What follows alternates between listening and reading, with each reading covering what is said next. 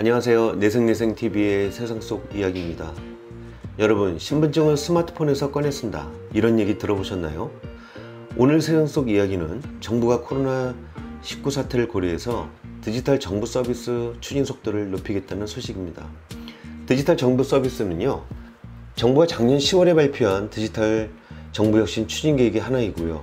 이번에 발표된 계획의 특징은 코로나19를 고려해서 비대면 서비스를 위한 디지털 정보 도입을 확대 추진하고 개인 맞춤형 서비스 도입에도 속도를 내겠다는 것입니다. 그러면 정부가 추진하는 디지털 정부 서비스의 주요 내용은 무엇인지 알아보겠습니다.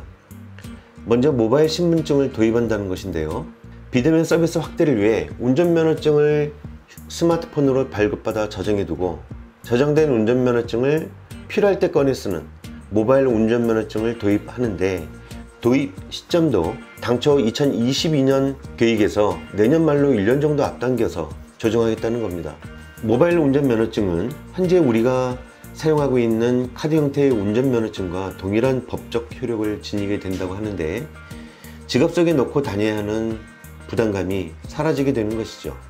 다음은 여러 공공기관에 흩어져 있는 개인정보들을 모아놓고 우리 국민 자신이 직접 관리하고 활용할 수 있도록 마이데이터 서비스를 올해부터 시행한다고 하는 겁니다. 마이데이터 서비스는 먼저 공공부문 마이데이터 포털이라고 하는 것을 먼저 구축하고 국민이 자신의 개인정보를 검색하고 관리하도록 하는 것인데, 대출이나 보조금 이런 것들을 신청할 때 제출해야 될 정보들을 모아서 클릭 한 번으로 제출할 수 있도록 하는 건데요. 그렇게 되면 서류 제출에 필요한 발급 과정이 상당히 간소화되리라 생각을 합니다. 세 번째로는 국민비서라는 개인 맞춤형 서비스 얘기인데요. 이 서비스를 올해부터 도입하겠다는 얘기입니다. 국민비서라는 말에서 느껴지는 것처럼 메신저 챗봇이나 인공지능 스피커 이런 것들을 이용해서 건강검진이나 국가장학금 신청, 세금 납부 이렇게 자신에게 필요한 알림 서비스를 받을 수 있고 신청 및 납부 같은 업무까지도 함께 처리할 수 있는 통합 서비스라고 하네요. 네 번째는 우리가 여러 정부기관에 민원을 원할 때 해당 기관에 여러 번 전화를 해본 경험이 있는데요. 그렇게 여러 번 통화를 하지 않고도 한 번에 민원을 해결할 수 있도록 정부기관의 콜센터를 통합할 계획이라고 합니다. 시행 시점은 내년에 우선 중앙부처의 11개 콜센터를 통합하고 궁극적으로 지방자치단체와 공기관까지 총 156개의 콜센터를 합치는 범정부 통합 콜센터를 23년경까지 만들겠다는 계획입니다. 또한 교육도 현재 학교에서 진행하는 오프라인 중심에서 온오프라인 융합 형태로 바꾼다고 합니다. 사실 코로나19 발생 이후 학교 등교 그리고 수업 진행 등에 많은 영향이 있었던 것이 사실인데요. 그런 영향을 줄이기 위해서 비대면으로 진행할 수 있는 수업 방식을 도입 확대하겠다는 것이 그 골자가 되겠습니다. 여러분, 제 생각엔 우리는 이미 급변하고 있는 시대를 살아가면서 세상 살아가기 참 어렵네 라고 누구나 한 번쯤은 생각하셨을 것 같습니다. 그렇지 않아도 너무나 빠른 시대 변화에 적응해가기 어려웠는데 이제 4차 산업혁명 시대를 살아가야 하는 우리로서는 피할 수만은 없을 것 같습니다.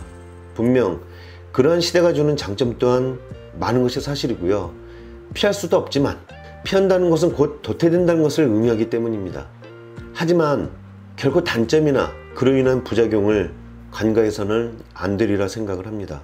불보듯 뻔한 일자리 증발과 같은 유형적, 사회적 문제는 차차고라도 인간성 상실과 소외감, 고독감, 그리고 인간관계에 점점 고립돼가는 인간관계 등이 바로 그런 것이 아닐까 생각합니다.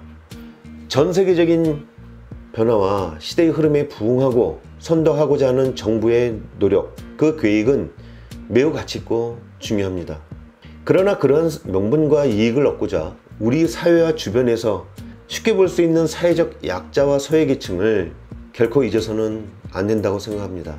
그들은 4차 산업혁명은 고사하고 지금의 인터넷과 모바일 사용 등과 같은 현재의 3차 산업시대에서도 대처가 어렵거나 현대를 살아가기가 정말 힘든 소외계층이 될 수 있기 때문이죠.